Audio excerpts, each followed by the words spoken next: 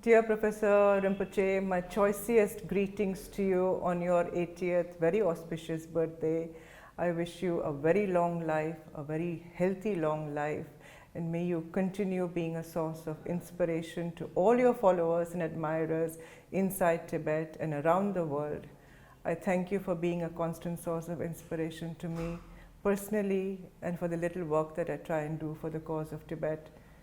You have no idea what strength and confidence you give me and give our foundation, the Foundation for Nonviolent Alternatives, the spirit to do something positive for Tibet. I'm honored, I'm deeply honored in fact, to have met you. It is my good karma to be in your presence, and I thank you for all that you have done. May you have a wonderful life ahead, a healthy life ahead, and please continue being our guiding source of inspiration, knowledge, and wisdom. Thank you, Professor Rinpoche.